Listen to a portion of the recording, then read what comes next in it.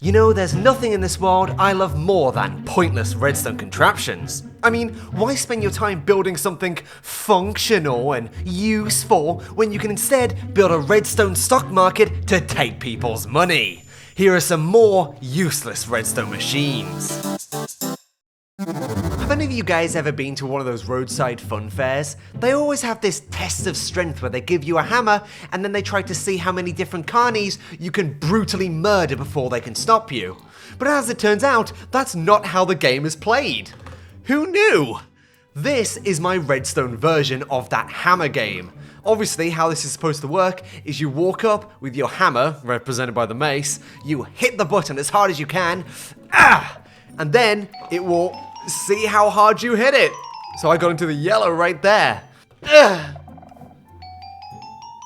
Yeah, that one you could tell that one sucked. Oh! Hey! Woo! So while this game looks really thin, if we go around to the side, we can see it's a bit more involved. But how this thing actually works is pretty simple. Over here we have an armor stand, and when I actually hit this, it activates this skulk sensor over here, which then does a bit of randomization. It chooses a random shulker box of a different power level. That represents how high up the lamps you can actually power, and it also powers up these dispensers, which raises up this pig slowly, which as you can see has a lead, which then raises up this pig over here. So when I hit it, you can see that pig actually goes all the way up to that certain power level, and the pig raises up there as well. Now this may surprise some of you, but I'm actually quite a big fan of the Netflix series Squid Game. I know, right? The game where the madman puts a bunch of people in life and death minigames.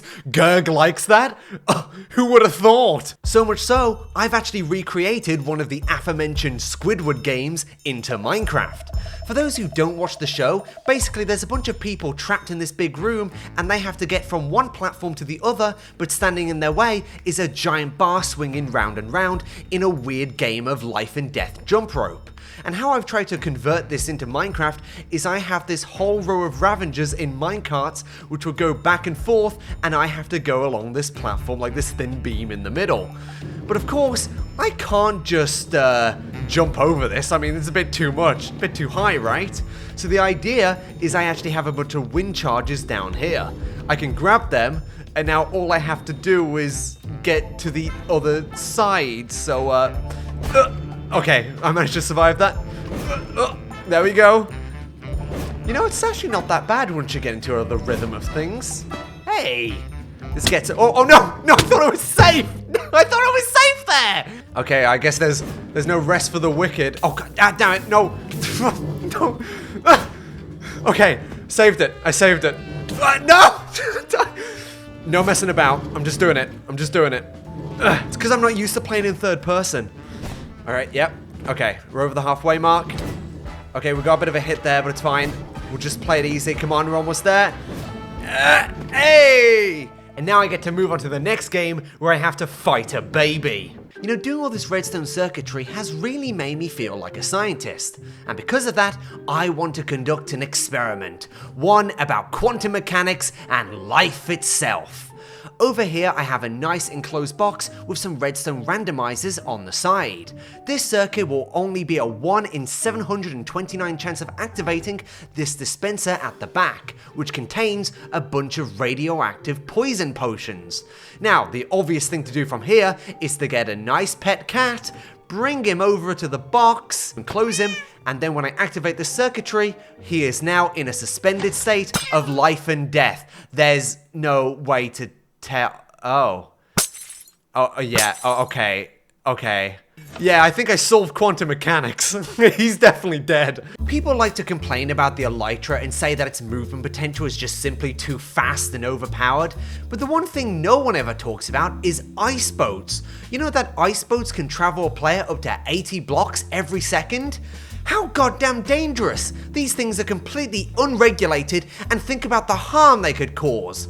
But don't worry, with my newest redstone invention, I have solved this menace to society. Over here we have a sign for a 20-mile-per-hour speed limit, and look, it's even a school zone. We'd have to keep the kids safe on these maniac drivers.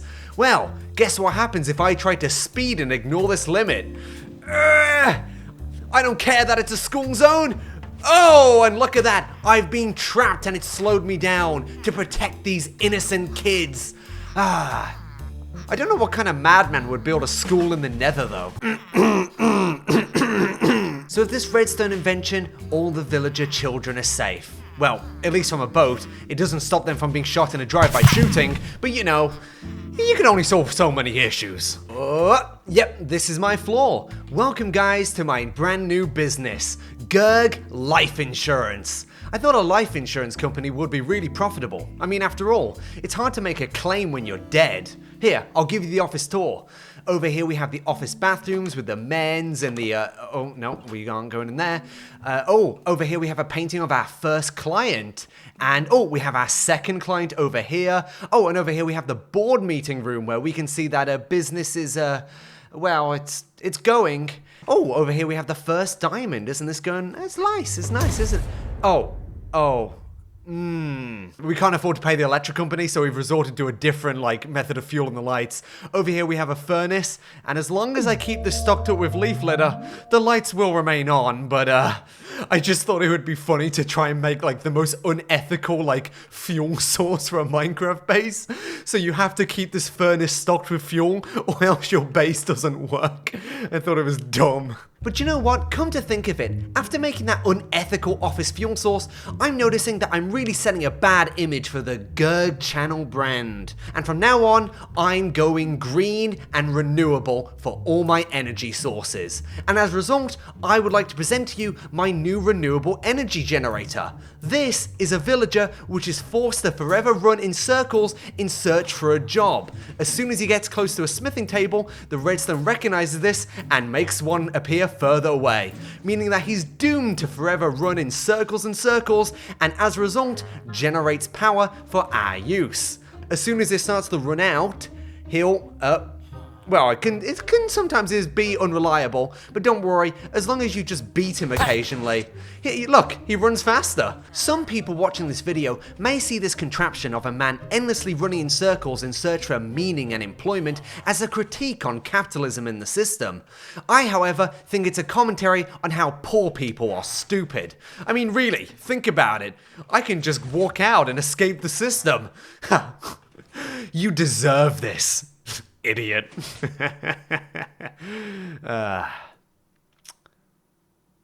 No!